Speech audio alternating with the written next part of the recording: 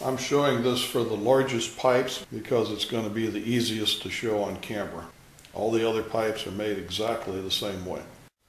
When you look at the pipe dimensions, it gives this dimension and this dimension.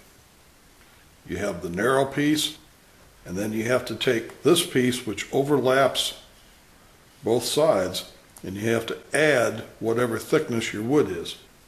This one was given as 23 millimeters and 28 millimeters. This wood is 3/16 thick. So I take my 28 millimeters and I add that, and I end up with 38 millimeters from here to here. I've set this distance to 23 millimeters, and I check it with a ruler. I've made a couple of different push sticks. You can use this one or this one. I prefer this. It's got a little indentation for the thumb and something for your finger to push against.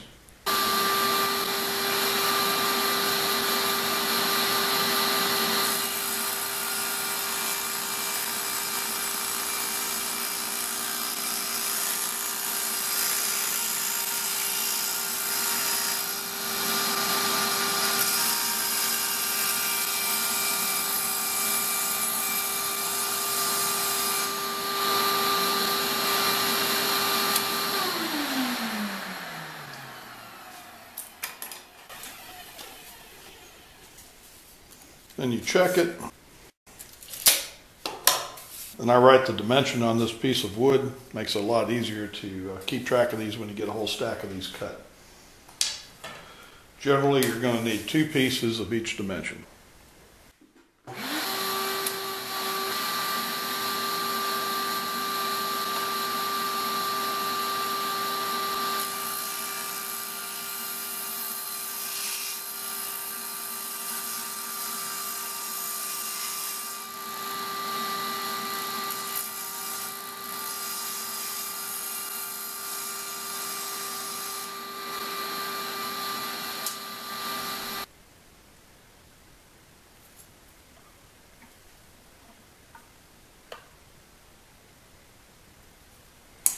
Now we will make a 25 millimeter cut.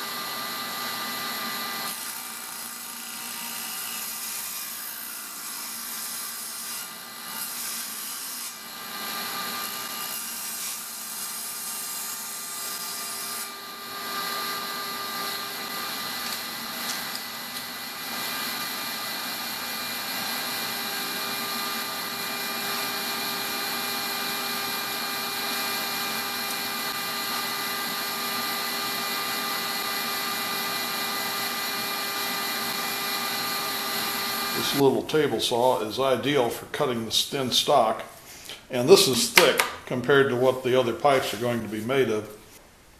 And then I put the width and the pipe that each board is for and stack them together. That makes things a lot easier to keep track of. These particular boards I'm cutting are 2 foot long, and that will not be the case for the smaller pipes. For the base pipes, I miter them and curve them around to fit in the back of the organ so that I have room for the drive motor. And I need a little extra length to play around and make mistakes with. Every couple of cuts inside this hose adapter, that little grate will collect these little curls that are coming off the wood, at least with the basswood. So every couple of cuts I clear those out of there, otherwise it will block your dust collection. Now I'm just going to sand these edges just to clean them up, get rid of those little fibers that remain after cutting it on the table saw. This will help us get a nice clean glue joint. I borrowed this, but you can very easily make this out of MDF or plywood. If it's made out of MDF or plywood, I'd give it a couple of coats of polyurethane or lacquer. I borrowed this from my friend Jay. I usually put a piece of wax paper down to keep from getting glue all over everything. I lay the wide side down. I'm going to put glue on this edge. I'm going to put that on there like that. I'm going to put a clamp on there a couple of places. Make sure that's back and down. Clean up the glue and let that dry.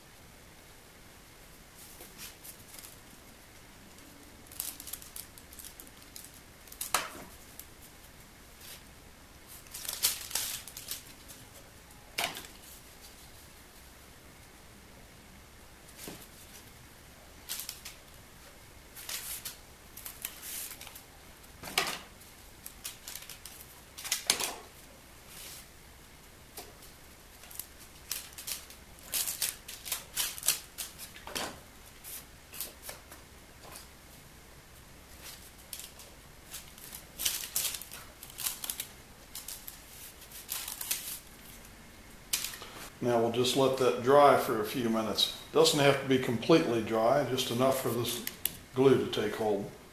While that's drying, I take this other piece. I want it to be just a little bit longer than this. And I take the other end and I mark it as well. And I'm going to cut these off. It doesn't have to be real accurate. It just has to be a little bit longer than this side. And I cut that piece off of each end. I'll do that on the miter saw.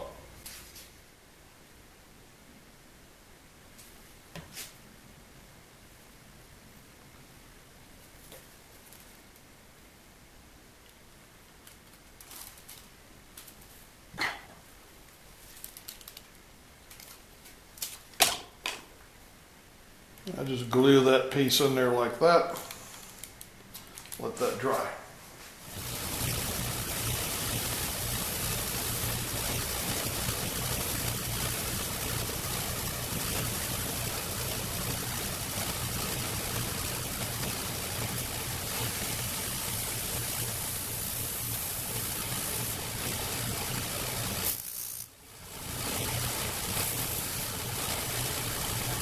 So that's been beveled, and I've beveled this one. I'll make a mark about 3/4 of an inch.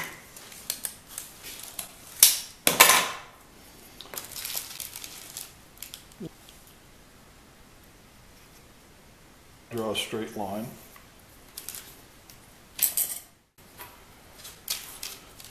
And we're going to glue that like that.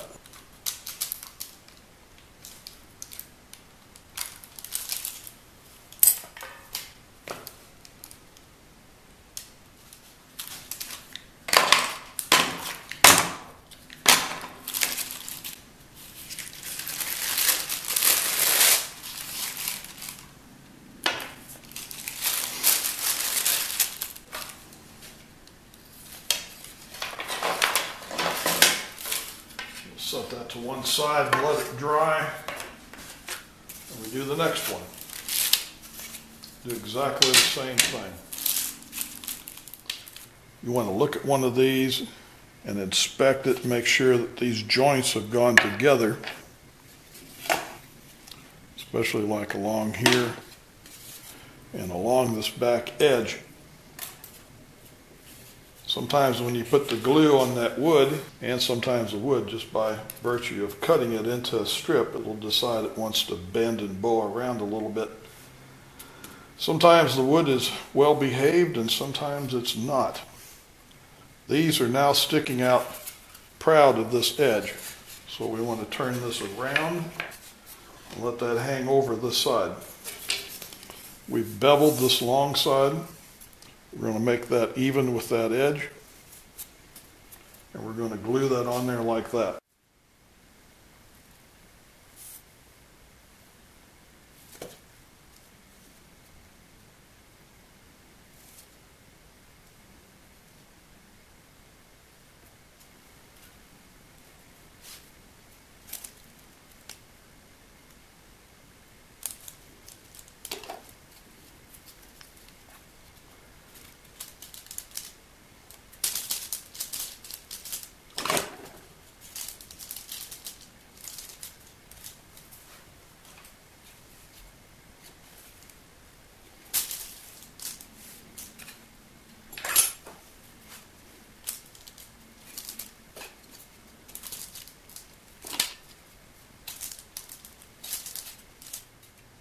We've created an air box. Eventually there'll be a hole drilled in here someplace to let air into this chamber. These two pieces are a little bit proud of this side. This is tapered not to interfere with the airflow and the sound as it's going back and forth through here. We'll take this piece and glue it on here, clamp it, let it dry. We're going to take that sanding block. We're going to sand those edges flush with these two sides. Sand this and clean it up. And then we're going to coat the inside of everything with a couple of coats of lacquer or varnish or a mixture of glue and water. Anything that will seal this inside surface and make it 100% airtight. When this is done, and I get ready to miter these, you can pretty well cut this pipe and bend it wherever you want, as long as you don't mess with this area right in here.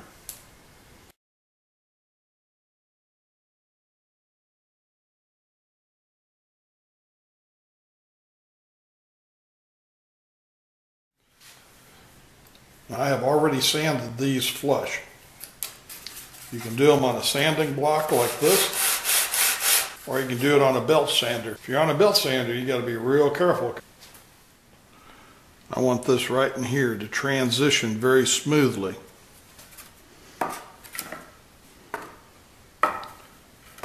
You can see on this pipe I still have an angle right here. I've got a little ledge.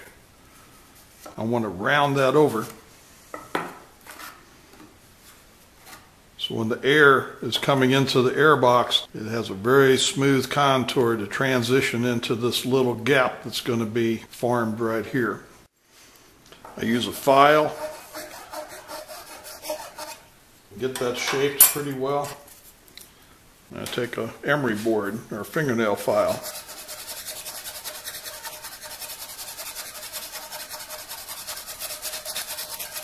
Until I have a nice smooth transition. I've got this little flat right here, and I want to round that.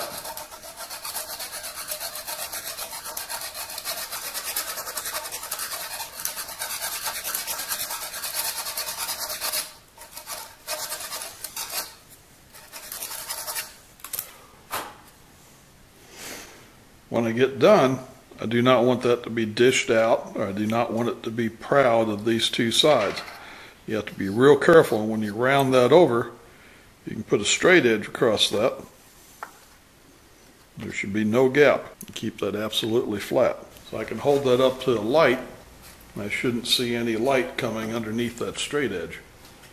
And I sanded this piece to a taper before I glued it in there, and that's so as to not provide any resistance to any air coming in here or sound waves. We can make sure that that's a sharp edge. You can feel it. That'd be good enough. Now we want to paint the inside of this with our shellac or varnish or glue and water, and we want to get that into every crack and crevice, so all the corners between this bulkhead, in the air box, top and bottom, all the surfaces, everything coated 100%. We want it to be 100% airtight. When I cut the wood for this pipe, all four of these pieces were exactly the same length. And I cut these two pieces off of the end of this one and tapered this end. When I assembled the pipe, having removed these two pieces, left this length which formed this opening. That's good enough. That's a real easy way to make these pipes. After these have been painted with varnish or glue or whatever, and it's dry, you want to come back and sand this area smooth and in here smooth. Sometimes the wood grain will stand up because of the varnish or the lacquer, and we just want to sand those smooth again. I took a stick, ground a couple of notches in the end of it so I could tie this t-shirt onto it so it won't slide up and down. Wrapped it around here a couple of times, tied it off again. I dip that into a can of varnish or lacquer. I stick it in here and I start swabbing this thing just like cleaning a gun barrel. Turn that pipe around. Run that back and forth, dip it in the varnish again, do it again. You want to get all the surfaces and all the corners wet.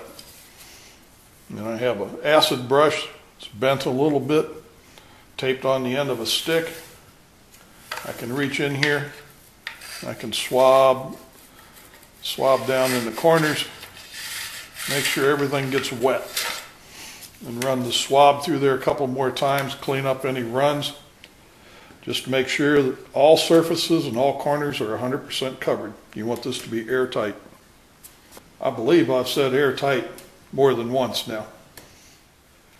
When you're sanding these on the belt sander or whatever, you want to make sure that these are square, that it remains square in all directions.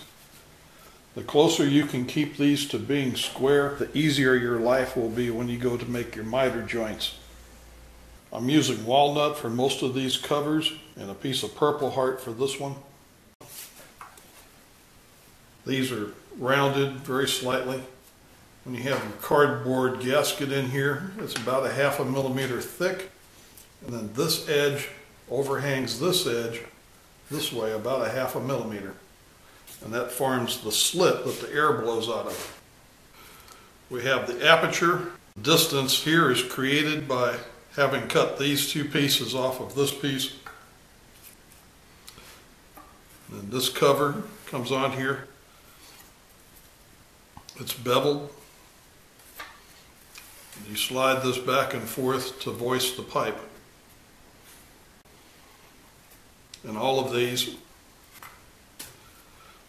I didn't make these to any particular length. They just have to be long enough to cover this back part of the aperture.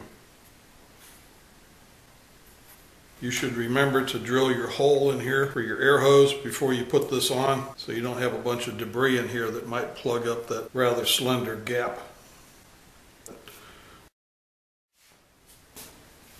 The only other thing that we have for the base pipes, we have some of these little, I call them side skirts, that get glued onto the sides.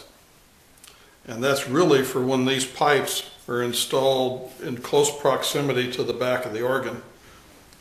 These pipes will not be seen.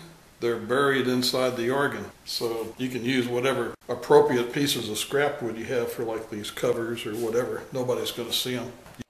When all of this has been mitered and everything's in its final shape and configuration, then I apply a couple coats of lacquer to seal the outside of the wood. The rest of the pipes are made exactly the same. All 4 pieces for each pipe are cut exactly the same length and are built just like these were. The only difference is they'll be shorter and you'll have to plan your cuts a little more closely. The front covers will be cut more along the same size to give an even appearance in the front of the organ. And that is done purely to personal preference.